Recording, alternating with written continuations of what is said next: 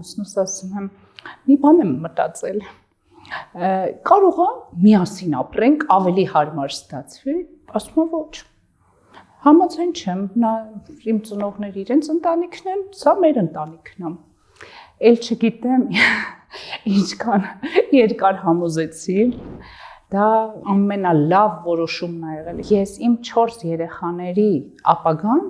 տեսնում եմ միայն Հայաստանում, ես չեմ ուզում, որ իմ երեխաները մեծանան և ունենան աշխատանքի խնդիր, անվտանգության խնդիր, իմ 4 երեխաներից 3-ը տղա երեխա են, ես չեմ ուզում, որ իմ տղաները վաղը ունենան ոչ երաշխավորված խաղաղության պատճառով այն խնդիրները, ինչ մենք ունեցանք 20 թվականին, ես ուզում եմ անպայման, որ իմ տղաները ծառայեն, բայց հզոր և ուժեղ Հայաստանում։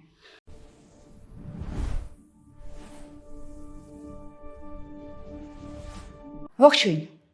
բազմազավակ մայր, բազմազավակ ընտանիք։ Շատերը ասում են, երկուսի հետ էլ չեմ հասցնում, տնային տնտեսուհի եմ,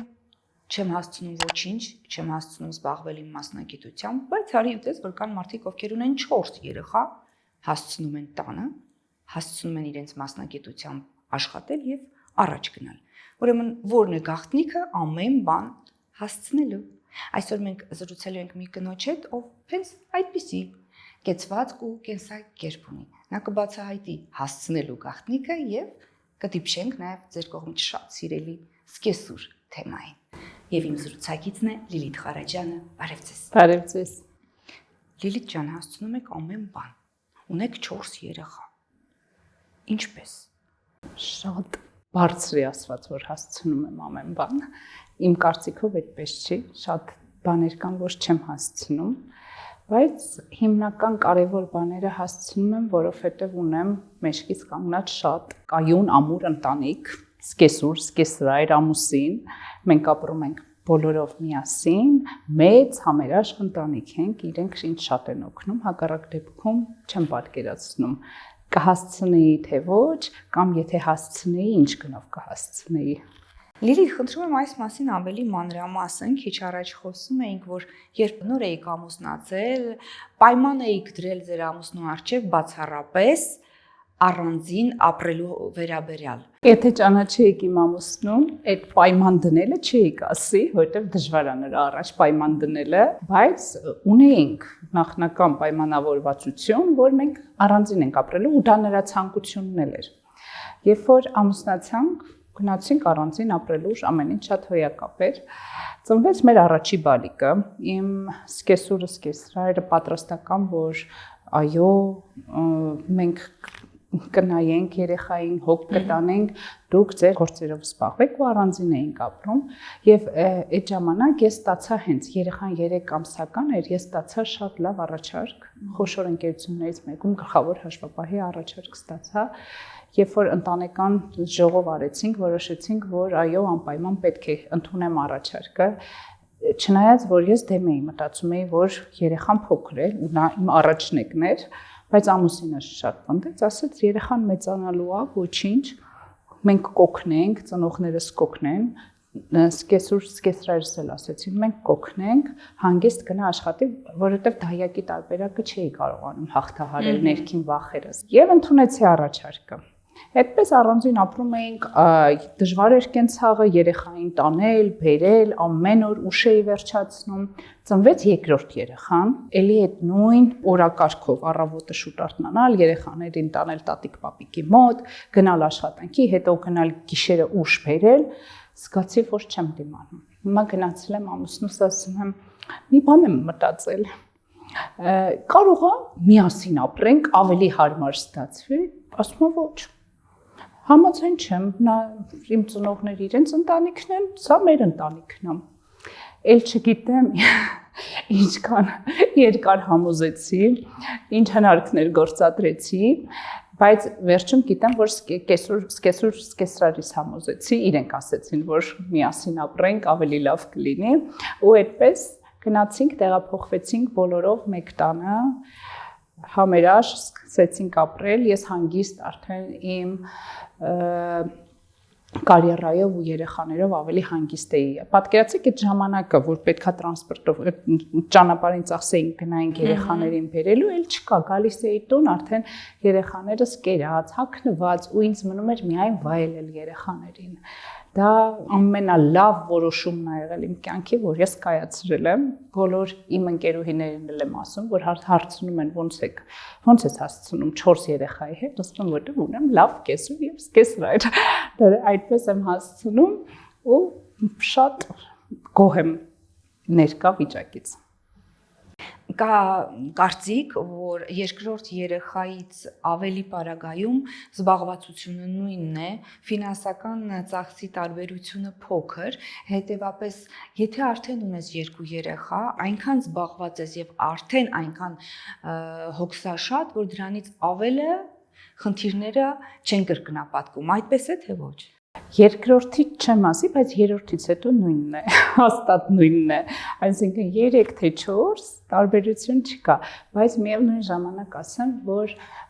երրորդ երեխային ու շատ ընկերներս էլ ով ունեցել են երրորդ երեխա,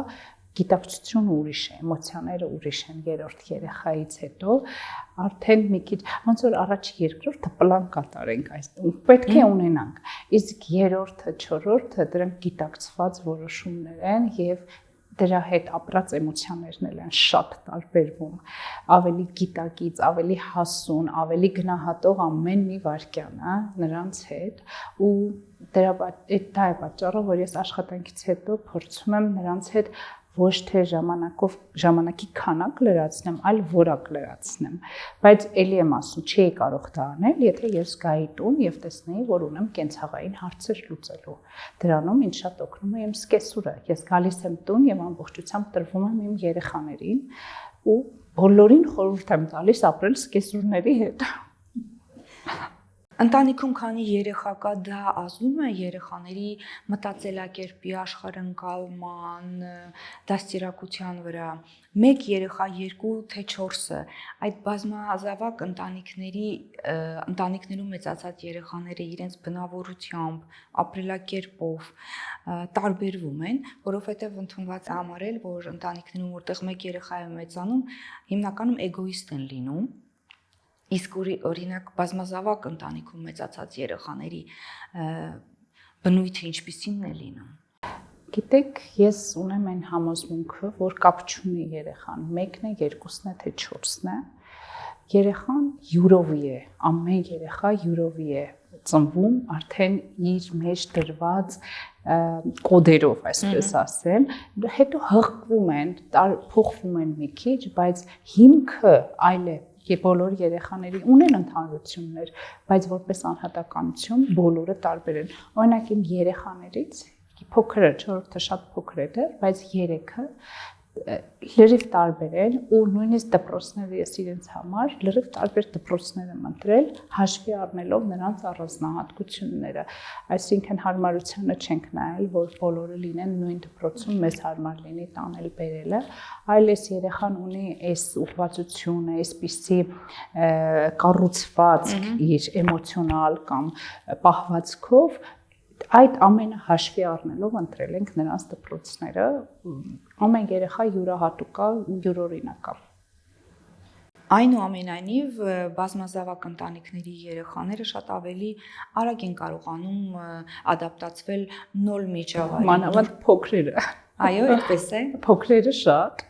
որովհետև ծնվում են միտեղ, որտեղ արդեն իրանց տարածք ունեցող մեծեր կան, իրենք պետքա իրանցը վերցնեն ամեն ինչում ու այո փոքրերի հետ այդ արագ կողմնորոշվելը, արագ ինչ որտեղ խցկվելը, իրանց ցույց տալը շատ ակնհայտ երևում է, քան մեծերի մոտ։ Շատ երեխա ունենալը ապահովության զգացողություն տալիս է հոգեբանորեն։ Որ ինձ ասում են շատ երեխա, ես դա այդպես չեմ ընդունում։ Որտեղ փոքրուց, դեռ շատ փոքրուց ես մտածում եմ, որ ես պետք է ունենամ 5 երեխա։ Եվ երբ որ ինձ ասում են շատ երեխա ունենք, իմ մոտ ասենց անկատարություն զգացում կա։ Ես գիտեմ, որ ես իմ նպատակը 5-ն է եղել, բայց դե լավ 4-ն էլ վատ չի։ Դա շատ չի 4 երեխան։ Անկեղծ շատ չի։ Իրենք որ մանավանդ չի կարա 4 երեխաներ նույն հասակակիցը լինեն, նույն տարիքակիցը։ Մեծերը արդեն մեծ են, իրենց կյանքը հետաքրքրությունները ունեն, փոքրերը փոքր են, ավելի շատ դեպի ծնողներն են ձգտում։ Դրա համար այդ զգացողությունը շատության չկա։ Այլ կա որ միշտ շրջապատված ես երեխայով։ Այդ զգացողությունը կա, ինչը շատ հաճելի է։ Իսկ ապահովվածության զգացողությունը մեկը մյուսի հանդեպ էլ։ Օրինակ շատ մարդիկ ասում են, ես երկրորդ երեխային ունեցա, որպեսզի առաջին երեխաս մենակ չլինի, քույր կամ եղբայր ունենա։ Այս առումով եւ ծնողի տեսակետից ունես 4 երեխա, այսինքն ունես 4 սյուն։ Նաև սյուներ մեկը մյուսի համար։ Այս առումով ապահովվածության զգացողություն կա։ Ես հիմա ասեմ, ինչպես եղավ այդ ցանկությունը, որ ես պետք է ունենամ 5 երեխա։ Իմ հորական կողմը 4 երեխա են, այսինքն հայրս էր եւ ուներ 3 քույր, 4-ով էին։ Երբ որ իմ հորական տատիկս հիվանդացավ, 4 երեխան բոլորը հավասարաչափ անկողնային հիվանդ էր դարձել, հավասարաչափ կիսեցին այդ հոգսը եւ հերթով նայում էին տատիկիս ու ես այդ ամբողջ ընթացքում տատիկիս հիվանդության այդ ժամանակ երևի դպրոցական էի կամ դեռ ուսանող ամբողջ ընթացքում մտածում էի, բա որ պապաս մենակ լիներ, մեղք կլիներ, ամբողջ հոգսը ծնողին հոգ տանելու միայն իր վրա կլիներ։ Ինչ լավ է, որ իմ հորաքույրները կան եւ այդ հոգսը կիսում են ու այդ ժամանակից ավելի ամրապնդվեց իմ մոտ այն միտքը, որ իմ երեխաները պետք է շատ լինեն, որ ոչ թե ինձ ու կամ իրենց հորը խնամելու համար, այլ որ կյանքում հոգսերը կիսեն իրար հետ, իրանց համար, ոչ թե մեզ համար։ Այսինքն դժվարություններ ունենալու դեպքում իմանան, որ կա ինչ որ մեկը չէ, մի քանիսը ում կարան դիմեն ու դա ինձ տալիս է ոչ թե իմ անձի հանդեպ ապահովության զգացում, այլ ես գտնում եմ, որ իրենք են ապահով, որ իրենց ունեն։ Խոսեցիք 5 երեխա ունենալու վաղեմի երազանքի մասին, այսօր մանկական, այսօր էլ այդ ցանկությունը պահպանվել է։ Ոչ, արդեն ցավոք, արդեն չէ, քանի որ մեծ եմ տարիքով արդեն եւ չեմ ուզի նորից այդ ճանապարհը անցնել։ Այս տարիքում էլ չէի ուզենա 5-րդին, երբ որ լիներ դա իմ երկրորդը այս տարիքում կամ երրորդը միանշանակ տարիքին չէի նայի, կգնայի այդ քայլին, բայց 5-րդի դեպքում ոչ։ Բայց դուք տեղյակ եք, որ Սամվել Կարապետյանը խոստում է տվել, որ այն ընտանիքները, որոնք կունենան 5-րդ երեխան, նվեր կստանան բնակարան։ Սա չի կարող դրդապատճառ հանդիսանալ։ Կարող եմ։ Իհարկե, սկսել եմ մտածել այդ գայթակղիչ բարեփոխման հետ կապված։ Լիլիթ, դուք հաշվապահ եք մասնագիտությամբ, սա ենթադրում է մեծ ծանրաբեռնվածություն, թվեր, հաշվարկներ, լարված միտք ամբողջ աշխատանքային օրվա ընթացքում, երբ վերադառնում եք տուն ձեզ համար երեխաները լիցքաթափվելու հնարավորություն են երեխաների հետ շփվելը։ Ես չգիտեմ, որ տարիքում եմ ձեռք բերել այդ հմտությունը, բայց երբ որ ես տուն եմ վերադառնում, իմ միտքը լրիվ անջատվում է աշխատանքից։ Այսինքն, երբ որ ես տուն եմ վերադառնում, իմ միտքը երեխաներն են, նրանց դասերն են, նրանց հոգսերն են, ես չեմ մտածում աշխատանքի մասին եւ աշխատանքային խնդիրները տուն երբեք չեմ բերում։ Եվ հաշվապահությունը իմ սկզբի առաջի 10 տարվա կարիերայիս առաջի 10 տարվա մասնագիտությունն է եղել, շատ ծանրաբեռնված, շատ պատասխանատու, հետո էլ են պատասխանատու պաշտոններ եղել, բայց ամենածանրը իհարկե հաշվապահի պատասխանատվությունը երևի հենց այդ ժամանակվանից եմ, որ սովորել եմ աշխատանքային հարցերը եւ մտքերը թողնել աշխատանքում, ինչպես հակառակը, ես աշխատանքի վայրում տան ու երեխաների մասին չեմ մտածում։ Ես տրվում եմ ամբողջությամբ աշխատանքին։ Այնուամենայնիվ, չնայած ձեր զբաղվածությանը եւ հնարավորությանը, հմտությանը տարանջատել աշխատանքը եւ տունը, նաեւ մտովի, որոշել եք մտնել նաեւ քաղաքականություն, այսօր մենք ապրում ենք գերլարված օրեր,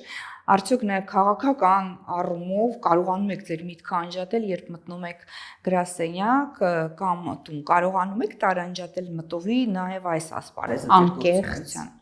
Ոչ։ Այս փուլում դա մոտս չի ստացվում։ Բայց հույս ունեմ, որ հունիսի 7-ից հետո կվերականգնվի այդ իմ հմտությունը եւ կանջատվի, հիմա չի ստացվում։ Միգուցե սա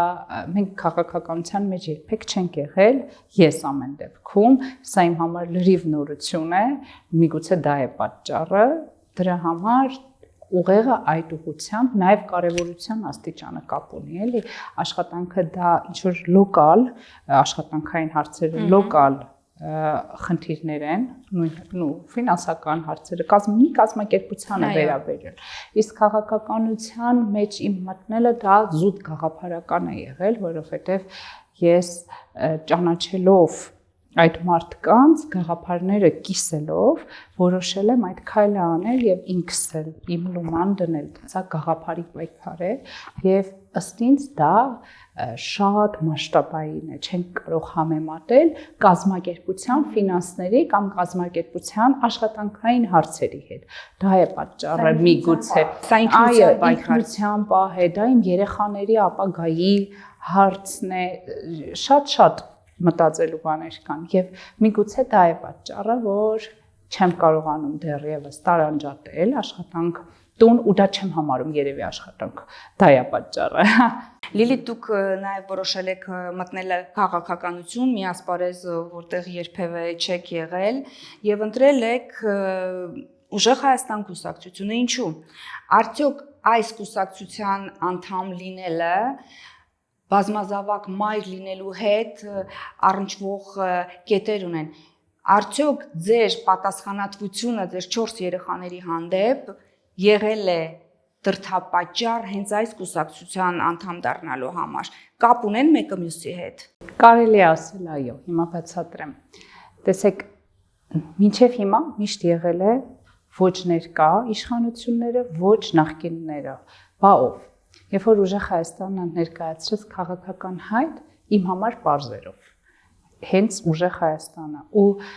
ծրագրերը,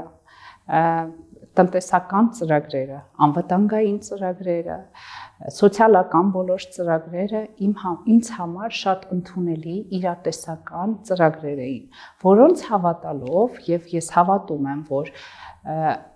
դա հնարավոր է շատ կարճ ժամանակում ունենալ, այսինքն մենք ունենանք 300,000 աշխատատեղ, երաշխավորված խաղաղություն, հայերով լի Հայաստան եւ ոչ թե հարևան երկրից եկած, ինչպես նրանք են պրոպագանդում, այդ ամենը մեծ նշանակություն ուներ, քանի որ ես իմ 4 երեխաների ապագան տեսնում եմ միմիայն Հայաստանում։ Ես չեմ ուզում, որ իմ երեխաները մեծանան եւ ունենան աշխատանքի խնդիր, անվտանգության խնդիր։ Իմ 4 երեխաներից 3-ը տղա երեխա են։ Ես չեմ ուզում, որ իմ տղաները վաղը ունենան ոչ երաշխավորված խաղաղության պատճառով այն խնդիրները, ինչ մենք ունեցանք 20 թվականին։ Եվ ես հավատով եւ վստահությամբ միացել եմ այս կուսակցությանը։ 3 տղա երեխայի մայր, ով իսկապես խնդիր ունի ունենալու ապահով հայրենիք, ապահով սահմաններ, որտեղ իր իսկ որդին ծառայելով կունենա հեշտ ծառայություն այն իմաստով, որ զենքի խնդիր չի ունենա։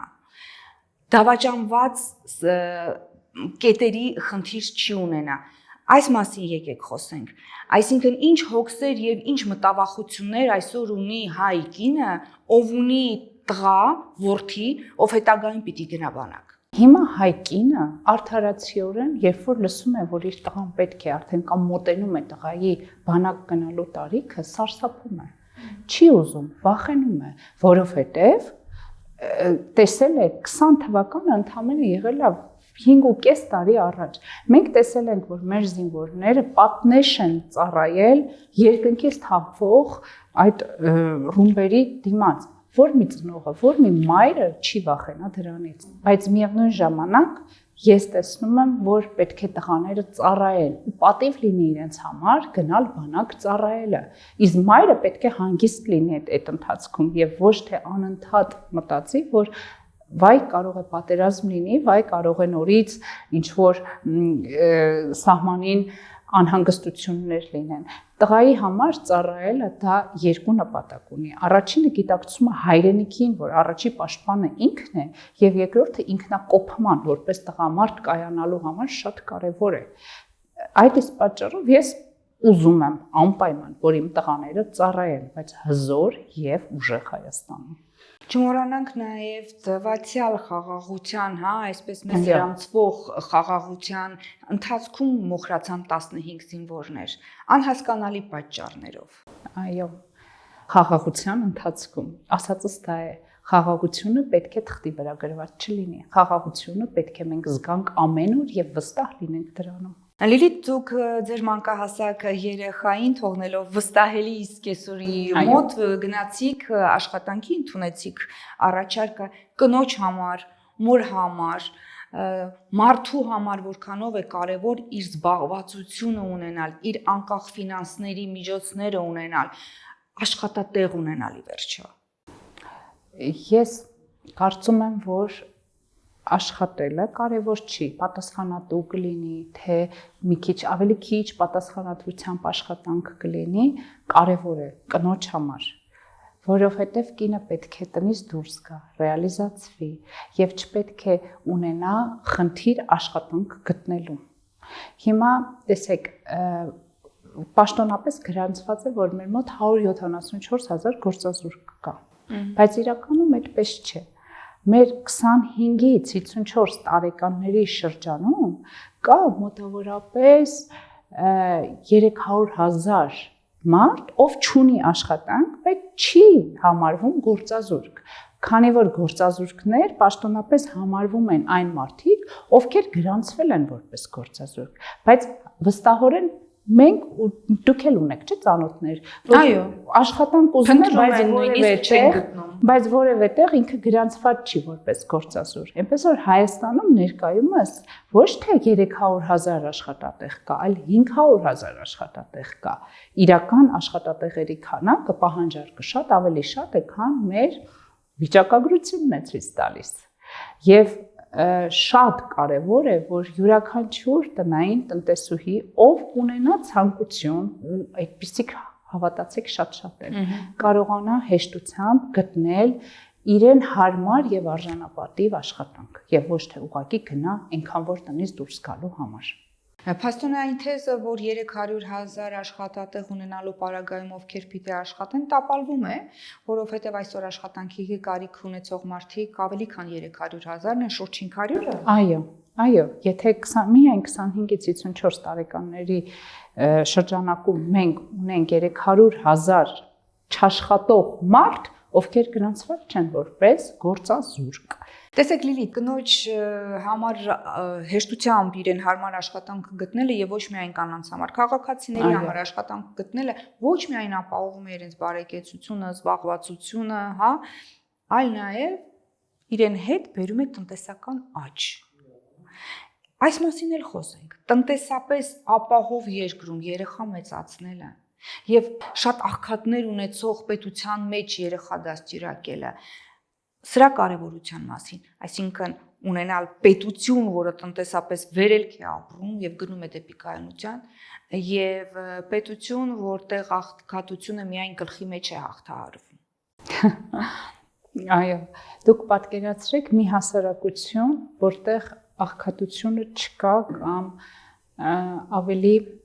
ցածր վերահսկելի մակարդակում է։ Այդ հասարակությունը ինչին ուշադրություն կդարձնի։ Օրինակ, երբ ծնողը չունի երեխային հաց հայթայթելու խնդիր, չունի հագուստ գնելու խնդիր, ինչքան ավելի շատ կկարողանա տրամադրել ու կարևորել երեխայի կրթությունը, զարգացումը ու տարիներ հետո ինչ սերունդ մենք կունենանք, երբ որ ընթացիկ կենցաղային հարցեր չունենալու շնորհիվ ծնողը կարողանա զբաղվել ապագա սերունդ կերտելով, լավ սերունդ, կրթված, զարգացած սերունդ կերտելով։ Շատ կարևոր այդ աշխատատեղ ասելը դա միայն տնից դուրս գալ, գնալ աշխատանքի վայր վերադառնալը չի։ Դա իր հետևից բերում է առողջ հասարակություն, ով շեշտը դնում է շատ ավելի կարևոր բաների վրա, քան հիմա է։ Ես չեմ ասում, որ կենցաղային հարցերը կարևոր չեն, շատ կարևոր են, բայց դրանց բացակայության այդ խնդիրների մեծության պատճառով արդեն այն ավելի կարևոր, շատ կարևոր երեխաների ապագայի հետ կապված կարևոր հարցերը ուղղակի հնարավոր չի լինում լուծել։ Զբաղված է ծնողը այլ օրվա հաց հայթայթելով հեշտ չի կարողանում դա։ Լիլիթ, ասեք 3 պատճառ Սամվել Կարապետյանին ընտրելու համար։ Ուժեղ տնտեսություն, ապահով սահմաններ եւ համերաշխ հասարակություն։ Շնորհակալություն զրույցի համար։ Ես եմ շնորհակալ հրավերի համար։ Իսկ վերջաբանի փոխարեն պարզապես կասեմ։ Հիշեք Անվել Կարապետյանի առաջարկի եւ խոստման մասին 5-րդ երեխա եւ բնակարան։ Ու մտածեք այս ուղղությամբ։ Անպայման մտածելու եմ, անպայման։ Ունեք 3 տղա եւ 1 դուստր։ Այո, Դստեր համար հարկավոր է քույր։ ճիշտ է։ Հանդիպել ենք կրկին։ Շնորհակալ եմ։ Մտածեք նաեւ դուք այս մասին։ Երեխան դա երջանկություն է, որը ամբողջական է դարձնում ընտանիքը, որքան շատ երեխա, այդքան ապահով, երջանիկ եւ ներդաշնակ ընտանիք։ Հանդիպելու ենք կրկին առայժմ։